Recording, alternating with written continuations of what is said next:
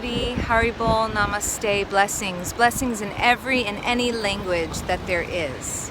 We wanted to offer our very heart song, and we have done that in so many ways. We've connected through kirtan, we've had a yoga class. Perhaps you've read my first book, Discover Your Bliss, or you're reading Soul Ascension now.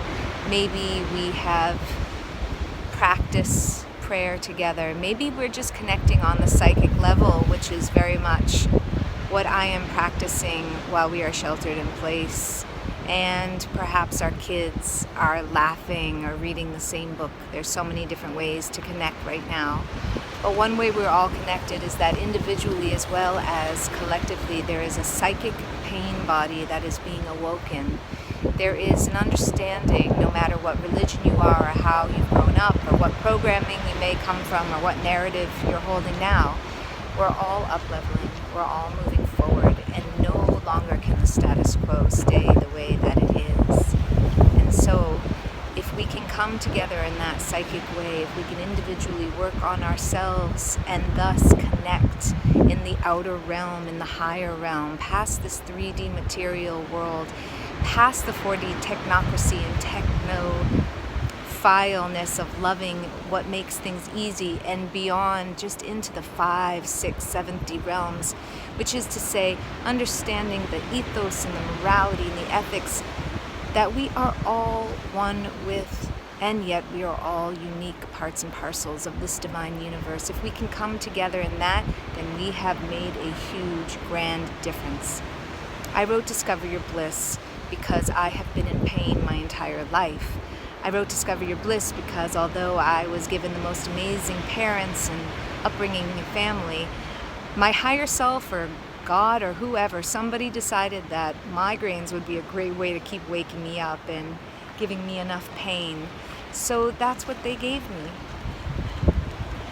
And because I was given that, I am able to transcend the pain a little bit and go into a higher place. And I wrote Discover Your Bliss because it is truly a workbook and a way to help people. But the next level, Soul Ascension, I channeled in 2 days on New Year's 2020. And because of what ended up happening, it is in some ways an imprint, a stamp in time to that which was going to come, which is this great awakening in this new earth. So in this time, Kalanidhi Das and I took everything we've ever offered in the Soul Culture Yoga School, in the certification program, and everything that I've offered in soul mapping mentorship, and everything I've offered in soul mapping mentorship to create the soul mapping matrix. This matrix is incredible for up-leveling out of that insecurity, that constant questioning, that constant judgment that many of us cannot help but experience. And if anything, right now, this time is showing us how deeply rooted we are in our hate and our disgust of change. We are very wanting to stay comfortable, and yet we want a quantum leap at the same time. So the question is, how do we up-level? How do we transform? How do we move forward and find our bliss when everything around us is crumbling, when everything is confusing, and when everything is falling down? And the answer, of course, to that question of how do we up-level and transform for us is this very soul mapping matrix. In fact, it is a map. At the end of the day, if you move through the realms of possibility, if you go through your shadow and the pain, if you're forced to or if you just want to, so that you can experience this 3D world, then you're given an insight into your core desire. And core desire really is that innocence and love and those qualities of the divine that we've been given intrinsically. But if we're in pain and we're believing this narrative that we've been given, this matrix that is universally understood, whether you're a devotee like we are or whatever science you like, we like this science of self-realization that Bhakti Yoga affords. Whatever and wherever you come from, we all understand what it is to be rooted in pain and what it is to be lay-weighed and what it is to be told to sit down and shut up and wear a mask. And honestly, that is not going to work anymore. That status quo is no longer. So, moving into our core desire, moving into who we are truly, we can then move into that commitment phase of choosing. I choose love. I choose to be awesome. I choose happiness. I choose to smile.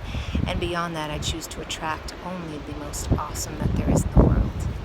So we're hoping that you'll join us on the Soul Mapping Matrix journey, because indeed we are all coming together right now to speak truth to power. We are all coming together to smile and to wave at each other and to be healthy. And if this day is showing us anything, it is that Mother Bhumi, that Gaia is truly here. Hi! That we are all both one and we are separate. That we can do this together. And that we can be the majestic council on earth that we want to be, that we can be truly happy, whatever happiness means to you. So it's a spectrum, it's a dance. Do we stay in misery? Do we stay in pain? Do we stay in insecurity? Or do we rise up and come out of that box and find the new way of being, the new earth, the new matrix? I know that there are millions of people who are psychically seeing what I am seeing behind me right now, that see the sky, that see the sun, that see everything that is possible. And yet we are stuck, many of us, and we are stuck in this painful collective fear. If you'd like to join us, if you'd like to up-level and transform, go ahead and get into that soul mapping matrix. Find your map, find your way into connecting with like-minded souls, like-minded that may not know it yet, but they are happy, they are situated, they know that this time, place, and circumstance on earth is subject to change, but that our collective way of being, our psychic radiance, our bliss potential is higher and available to tap into. It only takes choosing. Commit, meditate, and manifest your highest dreams into reality. Hope you're having the day that you are having, and hope you choose love.